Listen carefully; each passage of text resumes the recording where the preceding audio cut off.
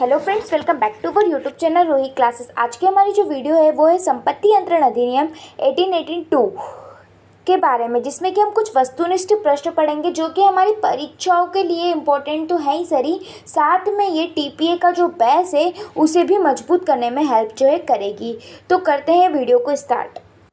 हाँ तो फ्रेंड्स, पहला हमारा क्वेश्चन है संपत्ति अंतरण अधिनियम 1882 की कौन सी धारा कपटपूर्ण अंतरण को वर्जित करती है। ठीक है, मतलब ऐसी कौन सी धारा है जो कपटपूर्ण अंतरण को वर्जित करती है।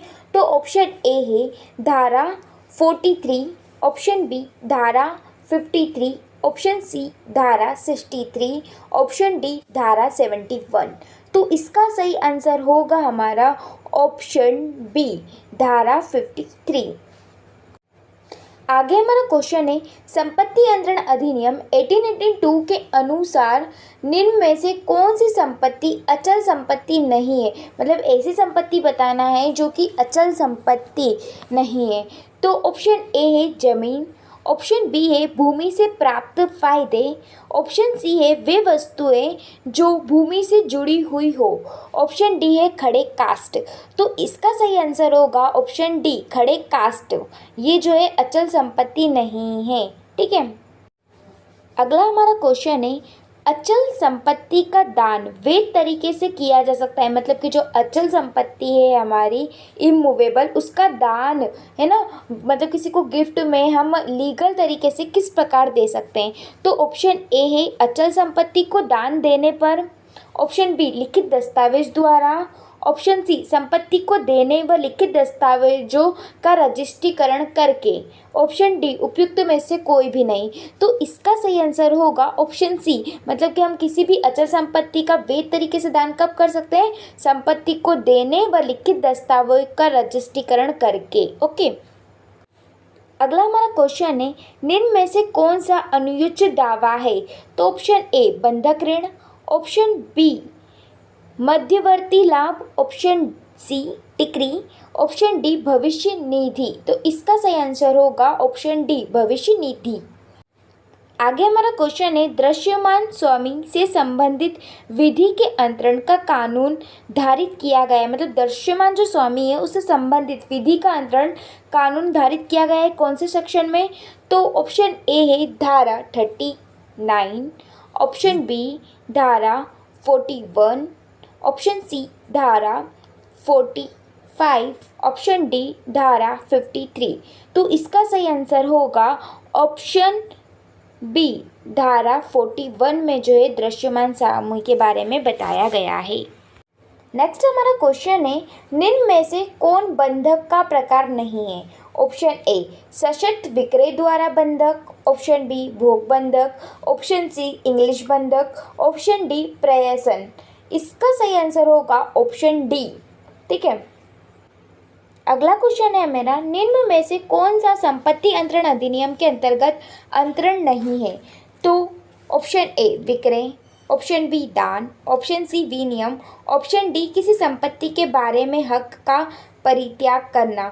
तो इसका सही आंसर होगा ऑप्शन डी किसी संपत्ति के बारे में हक का त्याग करना जो है संपत्ति अंतरण अधिनियम के अंतर्गत जो है अंतरण नहीं माना जाएगा। ओके, नेक्स्ट हमारा क्वेश्चन है संपत्ति अंतरण अधिनियम की निम्नलिखित में से किस धारा में यह प्रावधान किया गया है कि मात्र वाद लाने का अधिकार अंतरित नहीं किया जा सकता है ना। मतलब ऐसा कौन सी धारा है जिसमें ये बताया गया है कि जो वाद लाने का जो अधिकार है उसका हम ट्रांसफ़र नहीं कर सकते हैं। ठीक है, तो इसका ऑप्शन है धारा 5, ऑप्शन बी धारा 6, ऑप्शन सी धारा 7, ऑप्शन डी उपयुक्त में से कोई नहीं। तो इसका सही आंसर होगा ऑप्शन बी। मतलब कि धारा 6 में जो है ये बात कही गई है या फिर ये प्रावधान है कि जो वाद लाने का अधिकार है वो जो है किसी को ट्रांसफ़र नहीं किया जा सकता। आगे हमारा आंसर है संपत्ति अंतरण अधिनियम 1882 के अंतर्गत क्या अंतर्गत। पहला ऑप्शन ए लोक अधिकारियों के वेतन का अंतरण हो सकता है, ऑप्शन बी, लोक अधिकारियों के वेतन का अंतरण नहीं हो सकता। ऑप्शन सी, इस अधिनियम में लोक अधिकारियों के वेतन के अंतरण के संबंध में कोई प्रावधान नहीं है। ऑप्शन डी, उपयुक्त में से कोई नहीं। तो इसका सही आंसर होगा ऑप्शन बी। ऑप्शन बी में क्या है, तो संपत्ति अंतरण अधिनियम के अंतर्गत जो लोक अधिकारी की जो वेतन है, मतलब जो सैलरी आती है, उसका ट्रांसफर जो है नहीं हो सकता। ओके, आगे हमारा क्वेश्चन है, संपत्ति अंतरण अधिनियम की धारा 6 में कितने अपवाद का उल्लेख है, मतलब धारा जो 6 है उसमें कितने अपवाद बताए गए। तो पहला है हमारा option A 11, option B 9, option C 10, option D 8। तो इसका सही आंसर है ऑप्शन बी, मतलब कि 9 अपवाद जो हैं बताए गए हैं। अगला क्वेश्चन है हमारा, संपत्ति का अंतरण करने के लिए सक्षम होने के लिए आवश्यक नहीं है। क्या आवश्यक नहीं है सक्षम होने के लिए? तो ऑप्शन ए, व्यक्ति वयस्क हो। ऑप्शन बी, व्यक्ति स्वस्थचित हो।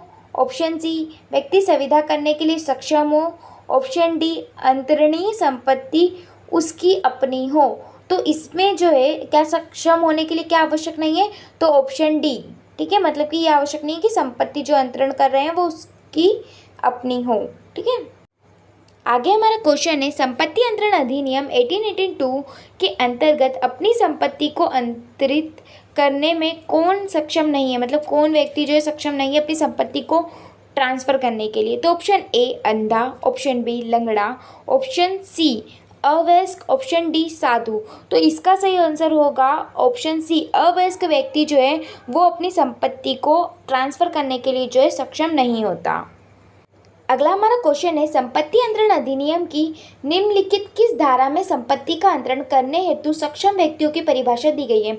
मतलब कि संपत्ति अंतरण अधिनियम की ऐसी कौन सी धारा है जिसमें संपत्ति का अंतरण करने के लिए सक्षम व्यक्तियों की परिभाषा दी गई है, हमें ये बताना है। तो ऑप्शन ए है धारा 6, ऑप्शन बी धारा 7, ऑप्शन सी धारा 8, ऑप्शन डी धारा 9।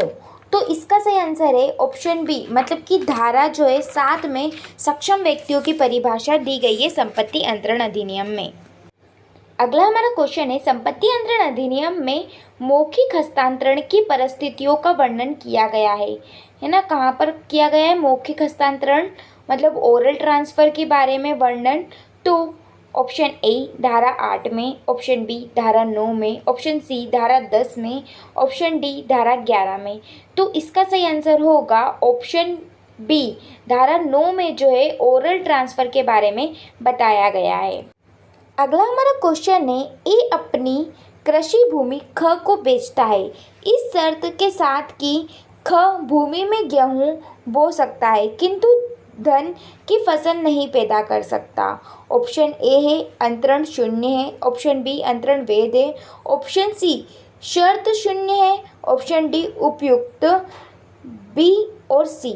तो इसका सही आंसर होगा ऑप्शन डी, मतलब कि बी और सी, मतलब कि अंतरण वैध है और शर्त जो है शून्य है, ये इसका सही आंसर होगा, है ना।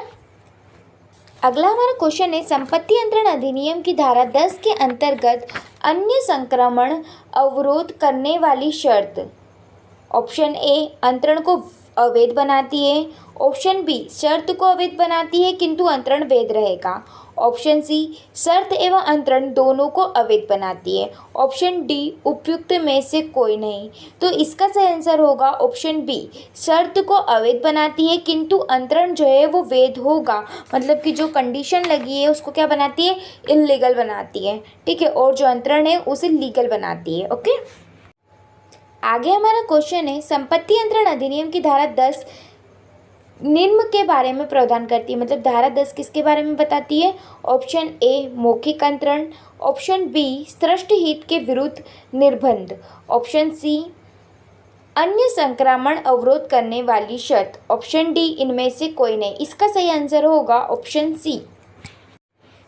आगे हमारा क्वेश्चन है, ए अपना मकान ख कोई शर्त के साथ विक्रय करता है, मतलब ए अपना मकान बी को बेचता है और किस शर्त पर सेल करता है कि ख उस मकान को ग के अतिरिक्त किसी अन्य व्यक्ति को अंतरित नहीं कर सकता। किस शर्त पर बेचता है कि जो ख है वो केवल ग को ही ये मकान जो है सेल करेगा, इसके अंतर्गत वो किसी को भी ये मकान जो है ट्रांसफ़र या फिर बेच नहीं सकता। तो ऐसे में जो सेल होगी वो क्या है, तो ऑप्शन ए विधि मान्य है किंतु शर्त शून्य, मतलब कि ये सेल जो है ये तो विधि मान्य है किंतु जो कंडीशन लगी वो शून्य है।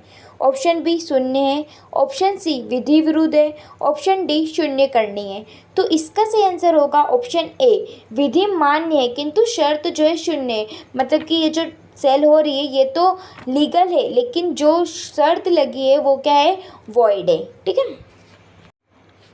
आगे हमारा क्वेश्चन है ख एक ग्रह घ को इस निर्देश के संग विक्रय करता है कि वह इसमें रहेगा नहीं किंतु इसे केवल गोदाम या दुकान के रूप में प्रयोग करेगा। मतलब कि क ने ख को एक जो है घर सेल किया और क्या कहा कि तुम इसमें रहोगे नहीं, केवल इसका यूज़ एक गोदाम या फिर दुकान के रूप में ही करोगे। तो यह शर्त है ऑप्शन ए विधि मान्य, ऑप्शन बी शून्य, ऑप्शन सी अधिनियमित, ऑप्शन डी शून्य करनी। इसका सही आंसर होगा ऑप्शन बी, यह जो शर्त है वो कैसी है, शून्य है। आगे हमारा क्वेश्चन है दो भाई अपनी संपत्ति का बंटवारा इस शर्त पर करते हैं कि यदि उनमें से कोई भी अपनी संपत्ति या उसका हिस्सा विक्रय करना चाहे तो अत्यंत अपरिचित व्यक्ति को नहीं बेचेगा। मतलब कि दो भाई जो है अपनी संपत्ति का बंटवारा करते हैं और एक ही शर्त पर करते हैं। यहाँ पर एक शर्त रखते हैं कि अगर कोई दोनों भाई में से अगर कोई अपनी संपत्ति को सेल करेगा तो वो किसी भी अपरिचित व्यक्ति को जो है सेल नहीं करेगा।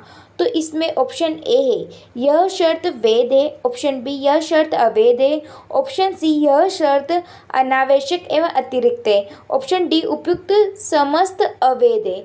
तो इसका सही आंसर होगा ऑप्शन ए, यह जो शर्त है वो वैध है। क्यों वैध है, क्योंकि जब परिवार में बंटवारा होता है तो उस संपत्ति को खरीदने का पहला अधिकार परिवार के सदस्य का होता है, या फिर यदि कोई पड़ोसी किसी संपत्ति को बेच रहा है और उसका कोई अन्य पड़ोसी जो उस संपत्ति को लेना चाहता है तो इसमें भी पहला हक उसी का होगा। ओके, अगला हमारा क्वेश्चन है तीन भाइयों के एक संयुक्त हिंदू परिवार में संपत्ति का बंटवारा किया गया, साथ ही यह निश्चित किया गया कि यदि उनमें से किसी के उत्तराधिकारी नहीं हो तो वह अपना भाग विक्रय नहीं कर सकेगा, परंतु अन्य रिश्तेदारों के लिए वह अपना भाग छोड़ देगा। यह शर्त संपत्ति अंतरण के अंतर्गत ऑप्शन ए अवैध है, ऑप्शन बी निजी संपत्ति के संदर्भ में यह शर्त वैध है, ऑप्शन सी पारिवारिक संबंधी के संबंध में यह शर्त वैध है, ऑप्शन डी उपयुक्त समस्त कथन असत्य है। तो इसका सही आंसर होगा ऑप्शन ए, यह शर्त जो है अवैध होगी। ओके, संपत्ति अंतरण अधिनियम 1882 की धारा 12 वहाँ लागू नहीं होगी जहाँ, कहाँ पर लागू नहीं होगा, सेक्शन 12। ऑप्शन ए अंतरण विक्रय द्वारा हुआ हो, ऑप्शन बी अंतरण दान द्वारा हुआ हो, ऑप्शन सी अंतरण विनियम द्वारा हुआ हो, ऑप्शन डी अंतरण पट्टे द्वारा हुआ हो। मतलब कि धारा 12 कहाँ पर लागू नहीं होगी, तो इसका सही आंसर होगा ऑप्शन बी, मतलब कि जहाँ पर ट्रांसफ़र दान द्वारा हुआ हो, मतलब किसी को गिफ्ट में दिया हो, वहाँ पर सेक्शन 12 जो है लागू नहीं होगा संपत्ति अंतरण अधिनियम का। आगे हमारा क्वेश्चन है संपत्ति अंतरण अधिनियम की धारा 11 तब ही लागू होगी जब संपत्ति के अंतरित हित ऑप्शन ए सीमित हो, ऑप्शन बी पूर्ण हो, ऑप्शन सी उक्त हो, उक्त दोनों मतलब कि ए और बी दोनों, या फिर ऑप्शन डी उपयुक्त में से कोई नहीं। तो इसका सही आंसर होगा ऑप्शन बी, मतलब कि पूर्ण हो, वहाँ पर लागू होगी धारा 11। आगे हमारा क्वेश्चन है क्या अजन्मे व्यक्ति के पक्ष में अंतरण किया जा सकता है, मतलब ऐसा व्यक्ति जो कि अजन्मा है उसके पक्ष में हम ट्रांसफ़र कर सकते हैं। तो ऑप्शन ए है ट्रस्ट बनाकर किया जा सकता है, ऑप्शन बी हाँ, ऑप्शन सी पहले संरक्षण नियुक्त करना होगा, ऑप्शन डी उपयुक्त में से कोई नहीं। तो इसका सही आंसर होगा ऑप्शन ए, हम ट्रस्ट बनाकर अजन्मे व्यक्ति के पक्ष में भी जो है संपत्ति को ट्रांसफ़र कर सकते हैं। आगे हमारा क्वेश्चन है संपत्ति अंतरण अधिनियम की निम्नलिखित किस धारा के अंतर्गत अजन्मे व्यक्ति के पक्ष में अंतरण किया जा सकता है। मतलब कि ऐसा कौन सी धारा है जिसके अंतर्गत हम एक अजन्मे व्यक्ति को भी संपत्ति ट्रांसफ़र कर सकते हैं। तो ऑप्शन ए है धारा 13, ऑप्शन बी धारा 12, ऑप्शन सी धारा 14, ऑप्शन डी धारा 15। तो इसका सही आंसर होगा ऑप्शन ए, धारा 13 के अंतर्गत एक अजन्मे व्यक्ति को भी हम संपत्ति ट्रांसफ़र कर सकते हैं। आगे हमारा क्वेश्चन है, अजन्मे व्यक्ति अपने लाभ के लिए किए गए अंतरण पर निहित हित अर्जित करता है। मतलब अजन्मा व्यक्ति जो है अपना निहित हित कब अर्जित करेगा। ऑप्शन ए अपने जन्म पर, ऑप्शन बी जन्म के 1 हफ्ते बाद, ऑप्शन सी जन्म के 12 दिनों के बाद, ऑप्शन डी विधि में कोई प्रावधान नहीं है। इसका सही आंसर होगा ऑप्शन ए अपने जन्म पर। ठीक है, आगे हमारा क्वेश्चन है, अपनी संपत्ति जीवन प्राप्त के लिए बी को और उसके बाद उसके अजन्मे पुत्र को जीवन प्राप्ति के लिए अंतरित करता है। इस मामले में अजन्मे व्यक्ति के पक्ष में किया गया अंतरण ऑप्शन ए वैध है, ऑप्शन बी अवैध है, ऑप्शन सी शून्यकरणीय है, ऑप्शन डी शून्य है। तो ऐसा अंतरण जो है शून्य माना जाएगा। इसका आंसर है ऑप्शन डी।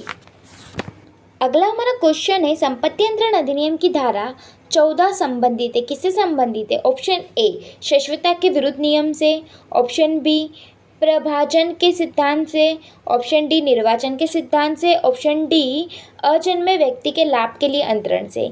इसका सही आंसर होगा धारा 14 जो है शाश्वतता के विरुद्ध नियम से जो है संबंधित है। सही आंसर ऑप्शन ए।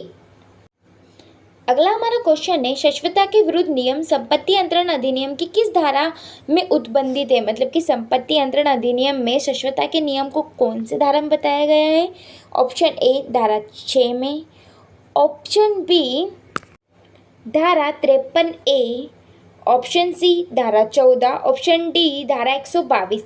इसका सही आंसर है ऑप्शन सी, धारा 14 में जो है शाश्वतता के विरुद्ध नियम को बताया गया है। अगला हमारा क्वेश्चन है, शाश्वतता के विरुद्ध नियम का अपवाद निम्न में से कौन सा है।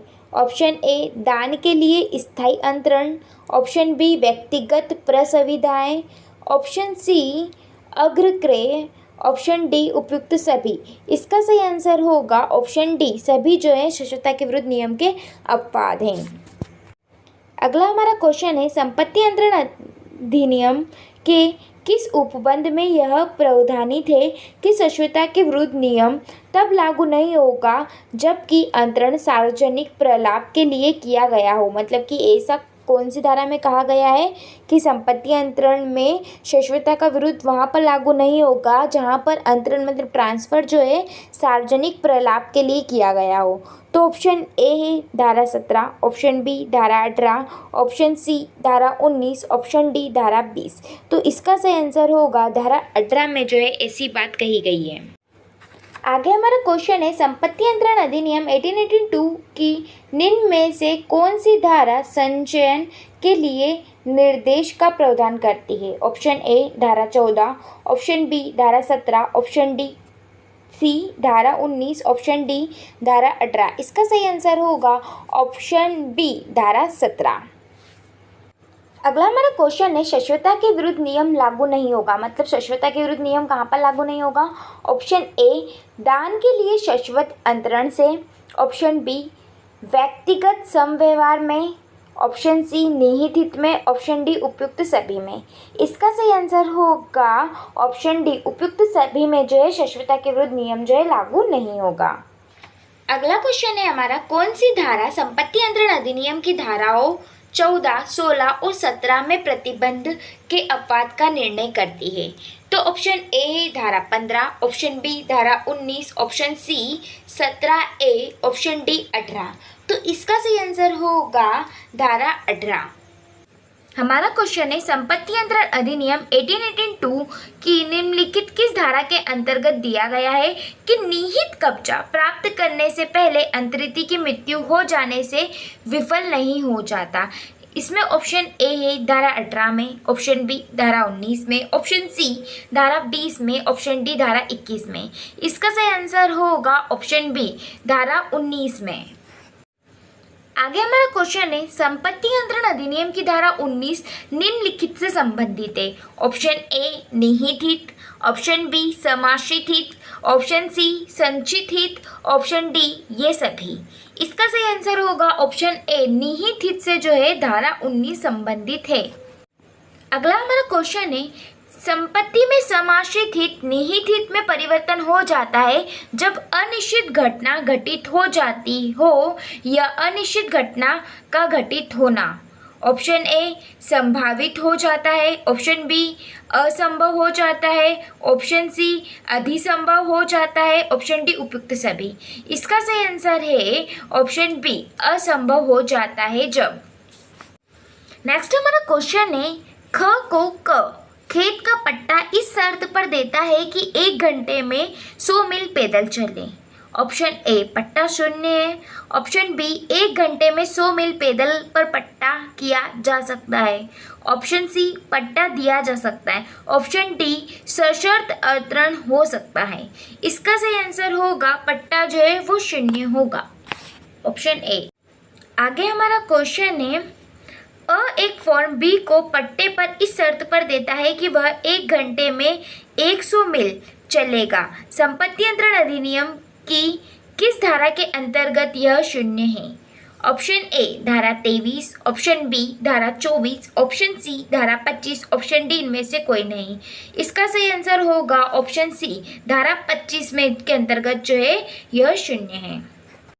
अगला क्वेश्चन है हमारा ए अपनी भतीजी बी को 5,000 रुपये इस शर्त पर अंतरित करता है कि वह अपने पति का परित्याग कर दे। यह अंतरण है। ऑप्शन ए शून्य करनी है, ऑप्शन बी शून्य है, ऑप्शन सी वैध है, ऑप्शन डी परिवर्तनीय है। इसका सही आंसर होगा ऑप्शन बी, यह जो है अंतरण शून्य होगा। अगला हमारा क्वेश्चन है ए ख को 500 रुपये इस शर्त पर देता है कि ख क की पुत्री ग से विवाह करेगा। अंतरण के दिन ग की मृत्यु हो जाती है। यह अंतरण संपत्ति अंतरण अधिनियम की किस धारा में शून्य है? ऑप्शन ए धारा 25, ऑप्शन बी धारा 26, ऑप्शन सी धारा 27, ऑप्शन डी धारा 28। इसका सही आंसर होगा यह अंतरण धारा 25 के अंतर्गत शून्य है। इसका सही आंसर ऑप्शन ए। अगला हमारा क्वेश्चन है संपत्ति अंतरण अधिनियम 1882 के अंतर्गत 3 में से कौन सम्मिलित नहीं है? ऑप्शन ए अंतरण अवरुद्ध करने वाली शर्त धारा 9, ऑप्शन बी शाश्वतता के विरुद्ध नियम धारा 14, ऑप्शन सी सशर्त अंतरण धारा 25, ऑप्शन डी उपयुक्त में से कोई नहीं। इसका सही आंसर होगा ऑप्शन ए अंतरण अवरुद्ध करने वाली शर्त धारा 9। अगला क्वेश्चन है हमारा दृश्यमान स्वामी से संबंधित विधि के अंतरण का कानून धारित किया गया है। ऑप्शन ए धारा 39 में, ऑप्शन बी धारा 41 में, ऑप्शन सी धारा 45 में, ऑप्शन डी धारा 53 में। इसका सही आंसर होगा ऑप्शन बी धारा 41 में बताया गया है। अगला हमारा क्वेश्चन है जया दयाल पोद्याल बनाम बीबी हजारा का वाद संबंधित है। किससे संबंधित है? ऑप्शन ए निर्वाचन के सिद्धांत से, ऑप्शन बी भगित पालन के सिद्धांत से, ऑप्शन सी अपराधिकृत व्यक्ति द्वारा अंतरण से, ऑप्शन डी दृश्यमान स्वामी से। इसका सही आंसर होगा ऑप्शन डी दृश्यमान स्वामी से संबंधित है यह वाद। हाँ तो फ्रेंड्स हमारी जो वीडियो थी संपत्ति अंतरण के वस्तुनिष्ठ इम्पोर्टेंट प्रश्नों के बारे में वो यहीं ख़त्म होती है। Thanks for watching this video.